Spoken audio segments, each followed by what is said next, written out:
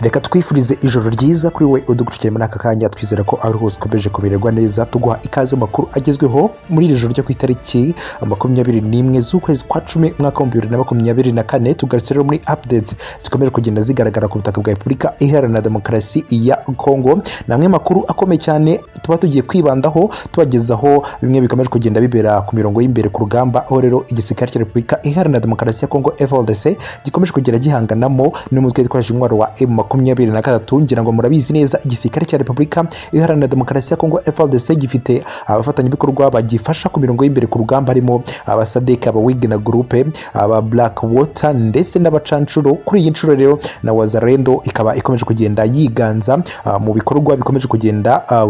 bagaba ibitero ku mutwe witwaje intwaro wa M23. Kugeza rero amaginganga ya kuri uyu munsi rero akaba habaye intambara cyangwa se imirwano karundura yahuje igisirikare cya Repubulika Iharanira Demokarasi ya Kongo FARDC ndetse n'umutwe witwaje intwaro wa M23. Rero ni mu gace kamaje kugenda kigarurirwa n'umutwe witwaje intwaro wa M23 hari ku munsi w'ejo ku cyumweru ku itariki 20 z'ukwezi kwa 10 umwaka wa 2024, aho rero mu gace ka Karembe habereye imirwano itoroshye cyane. Umutwe witwaje intwaro wa M23 bikaza kurangira wigaruriye ako gace ka Karembe, ariko kugeza amaginganga ya uyu munsi habaye imirwano itoroshye cyane, aho rero igisirikare cya Repubulika Iharanira Demokarasi ya Kongo gifatanyije na Wazalendo bagabye igitero karundura kuri uyu mutwe wa M23 kugira ngo bigarurire aka gace kamaje kugenda cyangwa se kigaruriwe n'uyu mutwe wa M23. Ariko kandi bakaza gusanga uyu mutwe wa M23 wihagazeho bwuma ndetse uza kuza kurwana bikomeye cyane n'igisirikare cya Repubulika Iharanira Demokarasi ya Kongo n'abawazalendo baza kurwana inkundura, ndetse biza kurangira uyu mutwe wa M23 ukomeje kugenda ubakubita ku nshuro nyinshi cyane. Ni mu gihe kandi andi makuru tubafitiye mu bice bigiye bitandukanye yakomeje kugenda habera imirwano itoroshye cyane, ariko kandi umutwe witwaje intwaro wa M23 ugakomeza kugenda uhereza gasopo igisirikare cya Repubulika Iharanira Demokarasi ya Kongo gikomeje kugenda kiyigabaho ibitero. Kugeza amaginganga ya igisirikare cya Repubulika Iharanira Demokarasi ya Kongo kirimo kiritegura ku buryo bukomeye cyane, aho rero usanga gikomeje kugenda kirambagiza zimwe mu ndege zo kwifashisha ku mirongo y'imbere ku rugamba. Kugeza amaginganga hari indege igomba kuza iturutse mu Buhinde igomba kuza kwifashisha ku mirongo y'imbere ku rugamba. Ni nyuma y'uko rero zimwe mu ndege zirwana ku mirongo y'imbere ku rugamba harimo Sukhoi -25, imwe mu ndege yakoreshwaga ku mirongo y'imbere ku rugamba. Ni nyuma y'uko babonye rero ibyerekeranye n'ikoranabuhanga ryayo riri hasi cyane, bakaza kuba bagiye kugura indi ndege. Rero aya mafaranga yose akaba ari amwe mu mafaranga yakwiye kuba akoreshwa mu iterambere ry'abaturage, ariko kugeza amaginganga aya mafaranga akaba akomeje kugenda ashorwa mu kugura ibikoresho byo kwifashisha ku mirongo y'imbere ku rugamba, mu gihe abaturage bamwe na bamwe babayeho mu mibereho itari myiza cyane. Mu gihe kandi Karemba Aimable agiye kutugezaho amwe makuru yaduteguriye, amwe akomeje kugenda agaragara ku mirongo y'imbere ku rugamba, aba yagiye adukurikiranira. Reka muhe ikaze nawe atugezeho byinshi bikomeje kugenda bigaragara kuri ubutaka bwa Repubulika Iharanira Demokarasi ya Kongo. Amakuru adasanzwe rero akomeje kugenda atugeraho aka kanya. Intambara ikomeje kugenda ikomerera cyane mu bice byinshi bitandukanye, by'umwihariko mu misozi ya hariya Ikarembe, nyamuneka ikitwa FARDC umurundi ikitwa Sadek yahahuriye n'icyo imbwa yahuriye nacyo ku mugezi. Mu nkuru zidasanzwe rero ni imirwano yaje kubera hano i Masisi hafi y'igice cya Rushuru. Imirwano yaje no gusiga M23 rwose itsinze igisirikare cya Repubulika ya Kongo FARDC cyangwa se igikubise muri rusange. Ndakubwiza ukuri yuko ibintu bikomeye cyane. Ni imirwano mu bice by'Irubero, ni M23 iri kurwana n'ihuriro ry'igisirikare cya Repubulika ya Kongo FARDC ngo igicumacume ikigize inyuma kugira ngo ibone uko M23 yegera ibice hariya za Rutanga ndetse n'ibice bya Mutushi, utibagiwe hariya za Kibakari. Ni urugamba rudasanzwe rero rukomeje kugenda rugaragaramo icyitwa tactique technique ndetse na M23 idasanzwe ikomeje kugenda yibasira ibice biri strategique cyane, nyamuneka kuko nk'ubu imisozi ya hariya za Buhimba, imisozi yegereye za Mushenge, imisozi yegereye za Kamandi, Kataro, ubu M23 ikomeje kuhashinga amatako ku bwinshi. imirwano irakomeje mu bice by'iminova ntabwo yigize ihagarara na gatoya. Ndakubwiza ukuri yuko icyo M23 iri guhereza igisirikare cya Repubulika ya Kongo FARDC ni isomo ridasubirwaho ku mirongo y'imbere ku rugamba. Ni urugamba rwaje kubera hafi n'ubundi na Sud Kivu. M23 iza kwirukana ndetse inasubiza inyuma igisirikare cya Repubulika ya Kongo FARDC ku rwego rudasubirwaho. Inshuti muvandimwe, ndakubwiza ukuri yuko ibintu bikomeye cyane, ibintu bikomeje kugenda bihindura isura buri segonda buri munota nk'uko urugamba dukomeje kugenda turubona, kandi n'amakuru ku kijyanye n'icyitwa ripoti ya risasi n'amajeruhi dukomeje kugenda tuyihabwa n'icyitwa icyama cya M23 ndetse n'icyama cya M23 muri rusange. Nyamuneka mutubabarire, ariko ndakubwiza ukuri no ku ruhande rwa FARDC naho tuba dukomeje kugenda dukurikirana amakuru ku bikomeje kugenda bitegurwa ndetse n'ibyabaye muri rusange. Dutangiriye cyane rero mu bice bitandukanye rwose n'abatindiye, ni imirwano yaje kubera ikarembe, imirwano yaje no gusiga igisirikare cya Repubulika ya Kongo FARDC kihatakarije abasirikare bagera kuri 67 nk'uko dukomeje kugenda tubihabwa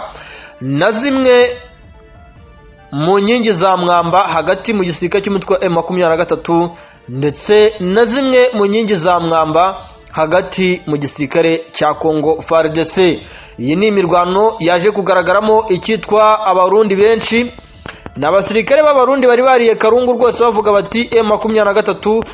tugomba guhangana nayo ku bwinshi cyangwa se tugomba kuyitsinda, ariko siko byaje kugenda kuko M23 yaje gukubita, yaje guhondagura itababarira igisirikare cya Repubulika ya Kongo FARDC muri iriya misozi y'ikarembe, kuko ndakubwiza ukuri yuko ku ruhande rw'abarundi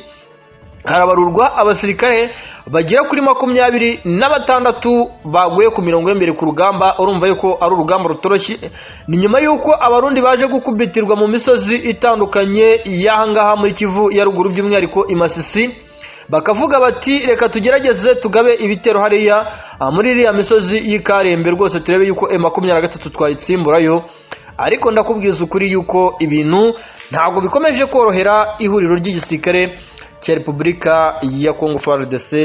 ndetse n'icyitwa abafatanyabikorwa babo, nk'uko icyitwa Operation Karundura zikomeje kugenda zigabwa n'iki gisirikare cya Kongo FARDC kuri uno mutwe, ariko M23 ikaza kuziburizamo ku gitwa ambushe zidasanzwe ndetse n'ibitero M23 nayo ikomeje kugenda igaba mu bice iri gutekereza yuko igisirikare cya Kongo FARDC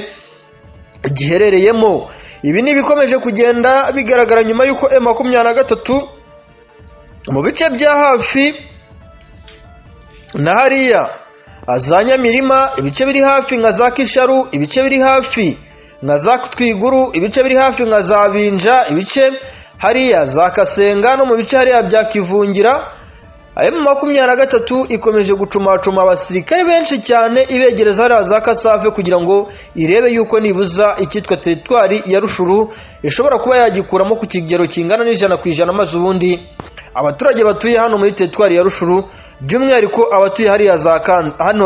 hano Kanzanza mu bice bya hariya za Kanyamondo mu bice bya Katoro ndetse na za Mpunga, utibagiwe Nyarukwangara no bice bike hariya bya Murumba, kugira ngo barebe yuko bahura n'icyitwa ubuzima buzira ibitero karundura bikomeje kugenda bitegurwa n'igisirikare cya Kongo FARDC, kuko M23 aha hose yahohereje icyitwa abakomando bagiye kwifashisha ku mirongo y'imbere ku rugamba mu rwego rwo kugira ngo bino bice M23 ibicungemo umutekano se cyangwa se ibizanemo ubuzima buzira akarengane, nk'uko igisirikare cya Repubulika ya Kongo FARDC gikomeje kugenda gishyirwa mu majwi muri kimwe mu bintu bikomeje guteza ibibazo ku rwego rudasanzwe. Bikomeje guteza ibibazo bidasanzwe rero mu misozi itandukanye hariya Ikeshero hafi n'ubundi n'umujyi wa Goma.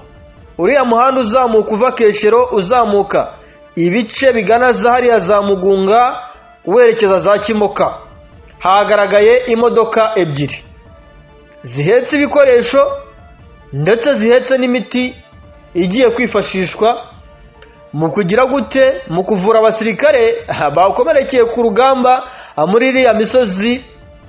y'Ikimoka, Ruhonga ndetse na hariya za Bugembwe, kuko murabizi neza M23 ko yagize gutya ikahondagurira icyitwa igisirikare cya Congo FARDC rwose itababarira, mu rwego rwo kugira ngo igaragaze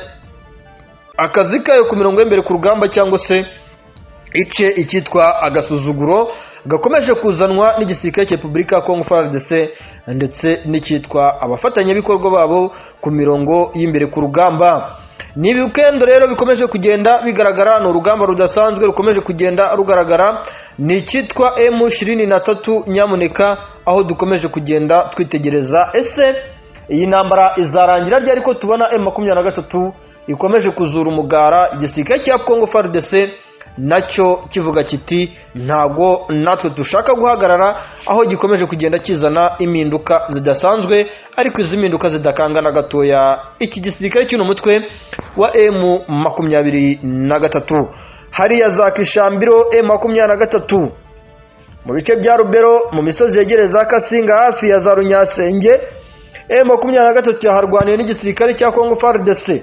Iyi operasiyo iza no gusiga bamwe mu basirikare bari boherejwe, abazarendo rwose bahatakarije ubuzima, ndetse na bamwe mu basirikare b'aba Wagner Group bivugwa yuko iyi operasiyo yaje guhitana ba basirikare rwose bafite uruhu rwera b'abazungu rwose bakomoka kwa Putin, batakarije ubuzima muri iriya misozi ya za Kishambiro ndetse na za Kasinga, aho bari bagerageje gushaka nibuza kureba yuko biriya bice nka za Bunguru ndetse na hariya za Kiribata na za Karimba M23 bayikurayo, hanyuma bakagerageza gufungura zino nzira zose zishoboka yuko ikiyaga cya Edouard bagishyira mu maboko yabo. Uru ni urugamba rero ubona yuko rutoroshye, inshuti bavandimwe bacu dukomeza kwibanira kuri uyu murongo mugari rwose, aho turangajwe imbere no kubagezaho inkuru ku bikomeje kugenda bigaragara mu misozi myinshi itandukanye hano muri Kivu y'Amajyaruguru, aho intambara ikomeje kugenda ikomera cyane, aho intambara ikomeje kugenda ihindura isura umunsi ku munsi, kandi intambara ikomeje kugaragaramo icyitwa udushya, ari nako icyitwa deployment butembo nyamuneka. Mu minsi iri imbere cyangwa se mu gihe gitoya mushobora kumva mu misozi ya hariya za Busese, mu misozi y'ahangaha za Kisunga ndetse na za Kiniya, mu misozi ya za Rukomo ndetse